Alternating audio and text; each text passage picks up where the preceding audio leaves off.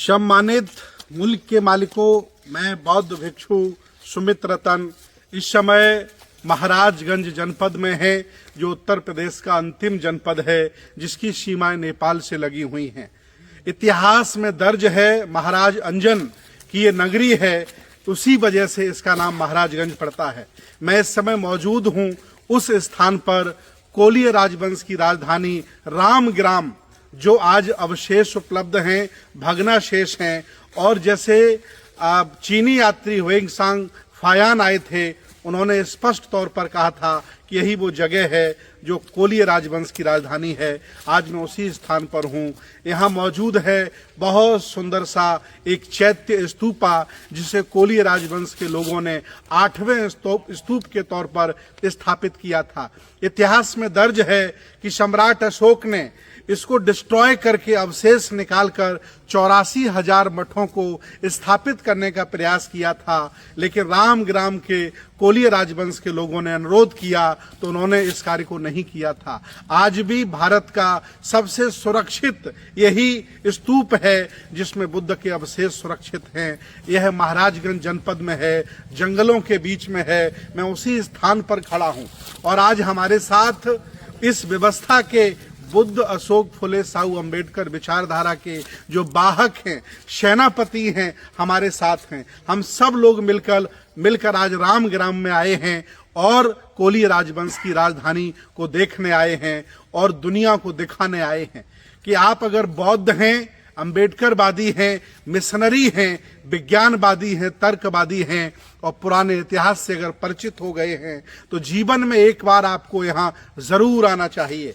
मैं आज यहाँ आकर के बहुत खुश हूँ, गौरवान्वित हूँ कि 2500 वर्ष होने के बावजूद भी बुद्ध की विरासत जिंदा है, उनके अवशेष जिंदा हैं। और ये कोलीय राजवंश, जिनका संबंध आज वर्तमान में जो कुर्मी हैं, पटेल हैं, उनसे जोड़ा जाता है। कई इतिहासकारों ने कोलीय जो गुजरात में रहते हैं उनको भी इनके वंश से जोड़ा है। कई इतिहासकारों ने केवट मल्ला समाज के लोग जो भारत में रहते हैं उनको भी इनसे जोड़ा है। कई इतिहासकारों ने जो शेड्यूल कास्ट की कोरी जाति है उसको भी इस वंश से जोड़ा है। लेकिन ये स्पष्ट है कि जो वर्तमान में पटेल और कुर्मी समाज है, इसी वंश का राजवंश है। आज मैं आप लोगों के साथ हूँ, मुझे बहुत अच्छा लगा और मैं चाहता हूँ कि आपको मैं दिखाऊं।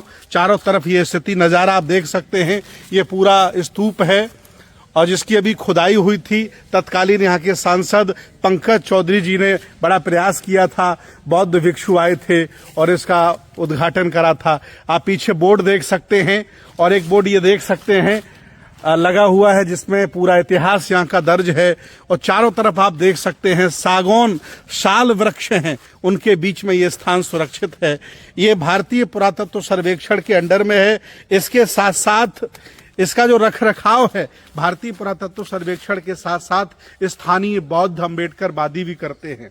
ये स्थान सुरक्षित इसलिए है क्योंकि जंगलों के बीच में है, नहीं तो अभी तक इस पर लोग कब्जा कर लेते और इसे दूसरा मठ बना करके कब्जा कर लेते। मैं आज रूबरू कराना चाहता हूं महाराजगंज के बहुत ही वरिष्ठ उद्योगपति, समाज सेवी आदरणीय श्रवण पटेल साहब से। मैं चाहता हूं कि आप अपना परिचय दें और इस स्थान के बारे में वो पूरे देश के लोगों को, पूरी दुनिया के बौद्धों को क्या बताना चाहते हैं, बताएं। आदरणीय पटेल साहब तेज आवाज में बोले। पूज्य भिक्षु, आपको महाराजगंज के इस पावन धरती पर मैं कोली समाज की तरफ से, इस जनपद की तरफ से नमन करता हूं, वंदन करता हूं। मंगल कामना कि आप महाराजगंज में आए और महाराजगंज के इस गौरवशाली इतिहास को दुनिया के समक्ष रखने का काम कर रहे हैं। मैं श्रवण पटेल कोली कुल का हूं, इसी महाराजगंज में रहता हूं। यह जो स्थल है रामग्राम है, जैसा कि हुएंगसांग और फायान ने अपनी किताबों में लिखा है, तथागत भगवान गौतम बुद्ध के महापरिनिर्वाण के पश्चात जो उनके अवशेष थे, अस्थि अवशेष को 8 भागों में वितरित किया गया था। 7 भागों को सम्राट अशोक ने डिस्ट्रीब्यूट करके 84,000 स्तूप बनवाया। लेकिन महाराजगंज, महाराज अंजन की इस भूमि के अस्थि अवशेष को जब खोदने के लिए उनके सेनापति, उनकी सेनाएं आईं, तो यहाँ कोलियों ने, यहाँ के लोगों ने कंकन बांध के चारों तरफ से घेर रखा कि हम इसको अपने अवशेष को खोदने नहीं देंगे। ये सूचना जब उनके सेनापति ने अपने सम्राट अशोक से बताया तो सम्राट अशोक ने कहा कि जिस काम को करने के लिए मैं तत्पर हूं वही काम ये कोली कर रहे हैं, लिहाजा आप लोग अपनी सेनाओं को लेकर वापस चले आइए और ये महाराजगंज का स्तूप तथागत भगवान गौतम बुद्ध के अस्थि अवशेष का 1/8वां भाग मूल रूप में यहाँ अवस्थित है।